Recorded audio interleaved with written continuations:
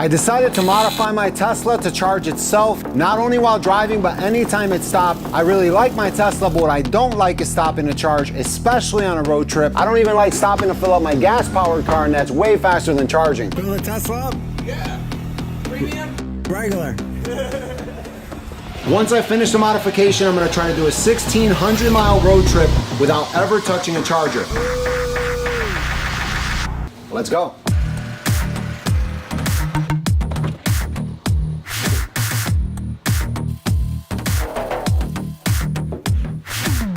Slight adjustment to the panel gaps, and then I'm gonna get the power plant inside of this compartment right here. If it actually works, I think it's gonna be crazy. Single cylinder 400cc overhead valve gasoline engine. It makes about 10,000 watts total. I think it's gonna be perfect for this project.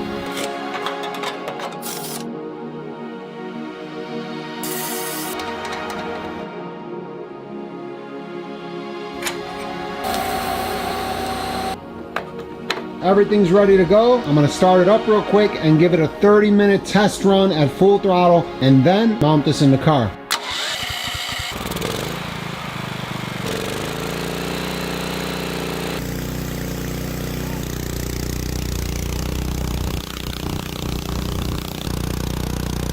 Well, that was the 30-minute run test, and it looks like the only thing that failed was that beautiful carbon fiber muffler.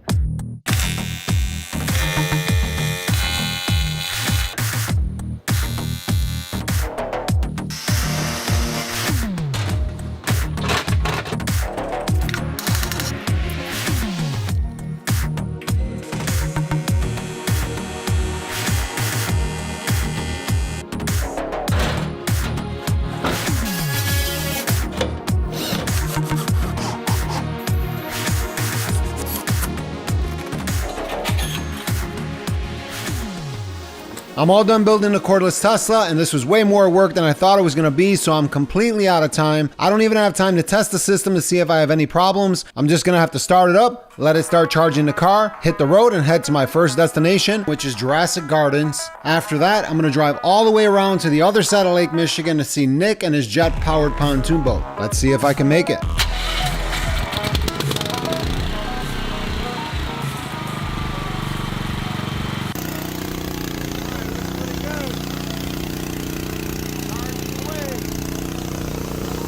Outside of the car, this thing is ridiculously loud, so I did a sound level check inside the car, and surprisingly, it's only 70 decibels. Perfect for a road trip. For some reason, I'm a little bit nervous.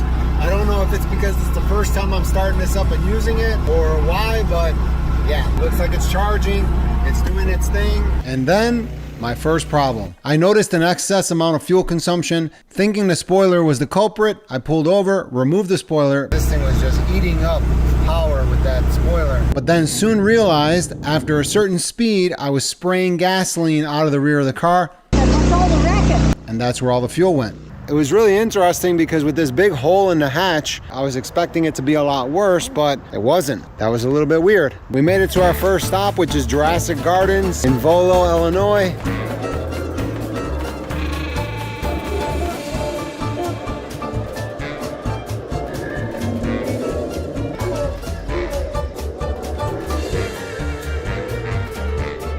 I'm only at about 40% battery right now, so I'm gonna have to start this engine up, jump on the freeway, and head to our next destination, which is Nick with the jet-powered pontoon boat in Michigan. Let's go. Charging needed to reach destination. I guess we'll see about that.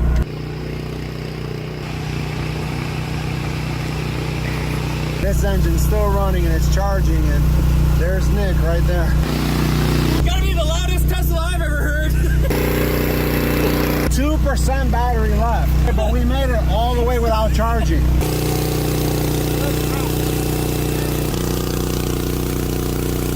I made it to Nick's house, leaking fuel for the last 100 miles, and this thing is a beast. This particular power plant is completely ported. It's all electronic. It's controlled by that controller box over there. It's the next day, and we're back at Nick's place. There goes Mozzie. I'm just gonna leave the Tesla here charging itself back up to replenish some of the energy I used driving here from the hotel. while I go check out Nick's jet pontoon boat. What's up, Nick? How's it going? What's going on, man? Yeah, it was cool at night seeing that come up the driveway. There's like a torch glowing behind it. Definitely haven't seen a Tesla like that before. So the pontoon, saved it from the salvage yard. Nothing special, it's a 25-foot pontoon.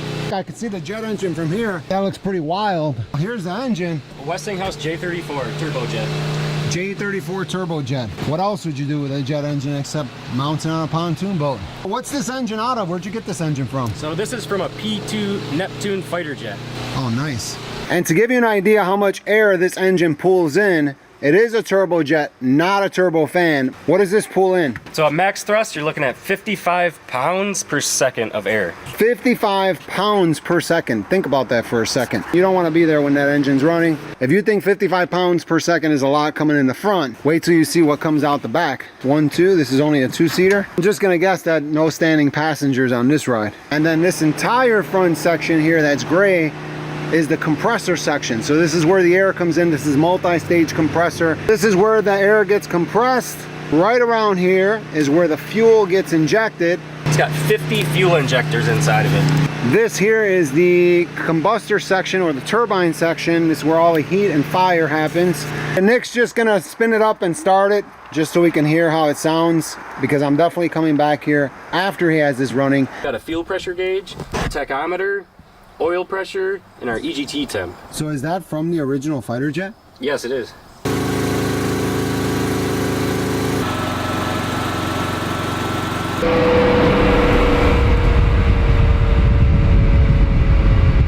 I'm gonna come back here and pay him a visit, and I'll share that here on this channel. I'll put a link to his YouTube channel in the description below so you could check out the series that he's doing video by video. I totally have to come back when this thing's on the water. All right, Nick. Thanks a lot, man. Thanks, man. We're gonna jump on the road. I gotta get to my next destination. So yeah, let's get out of here.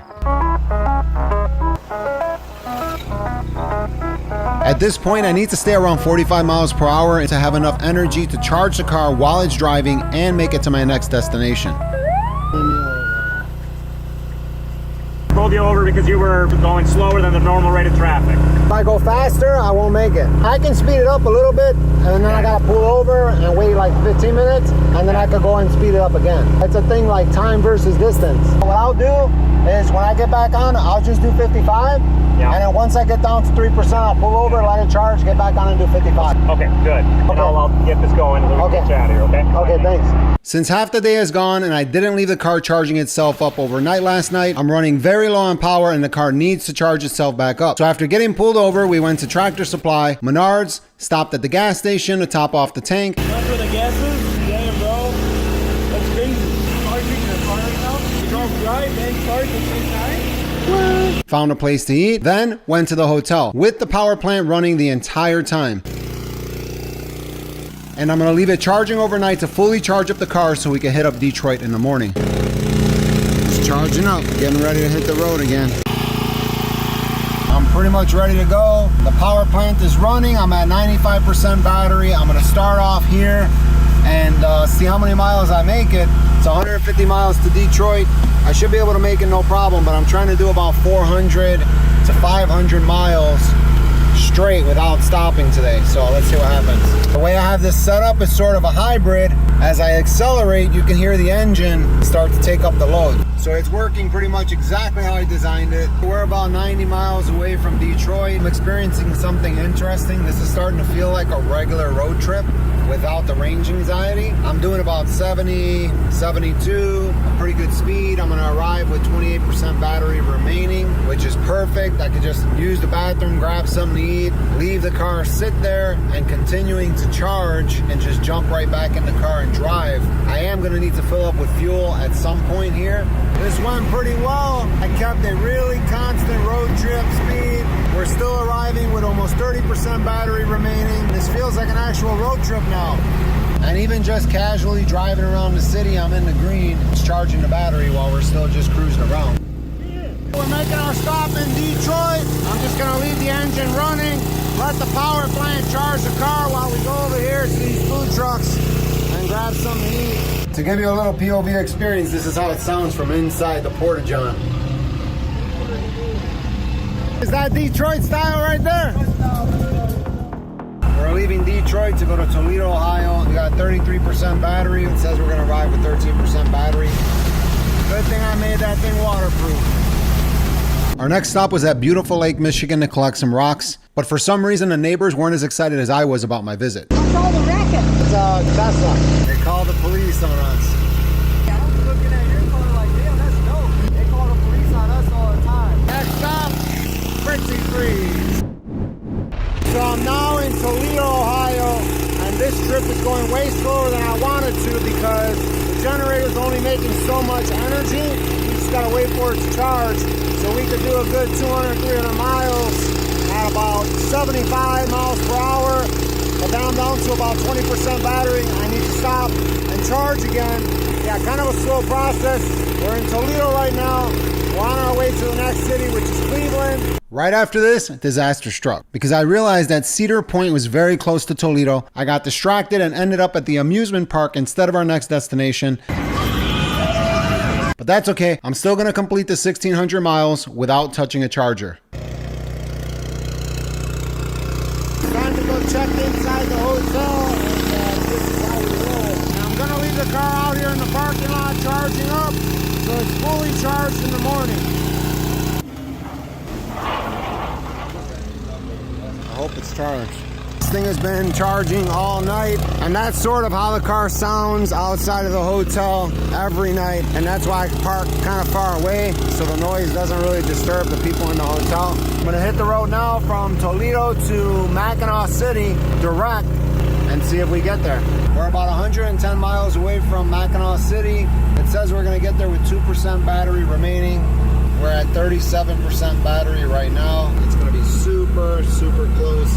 And I did have to lower my speed to about 61 miles per hour, where we're able to get there with some battery remaining and we don't have to stop driving. I'm gonna keep my fingers crossed and hope that we make it. Well, this is sort of crazy. I got 18% battery and 52 miles to go.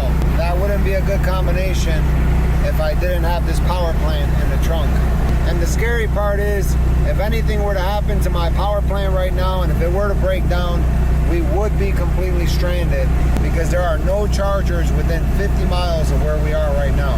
The car is factoring in that extra power into our state of charge on arrival. We finally arrived at our destination, Mackinac City, with 3% battery left. The only thing I have to do now is check into the hotel, find a place to park, and leave the car outside overnight to charge itself back up. It already went from 3 to 4%, and the car just starts charging up by itself. Wake up in the morning and head to our final destination, Mackinac Island.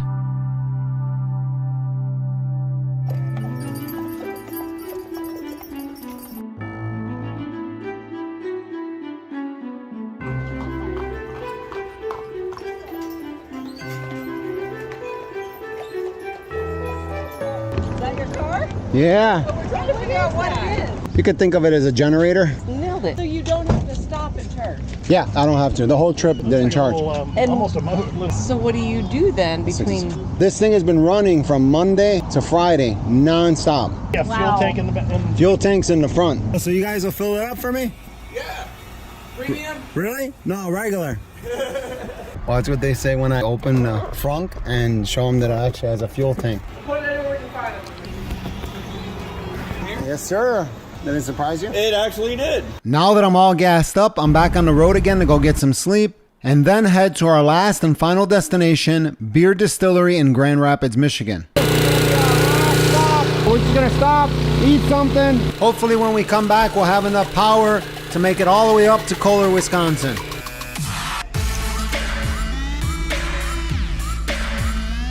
I got the Dutch Boy burger. My co-pilot got the sausage and mashed potatoes. She said it tastes absolutely amazing. I've been on the road for so long and I'm ready to eat. Not only are they really nice people and have amazing food, but I'm actually here for another reason. Something really crazy that I'm working on for an upcoming video. Stay tuned for that, but for now, we have enough energy to get back on the road and complete the final leg of our trip, Kohler, Wisconsin.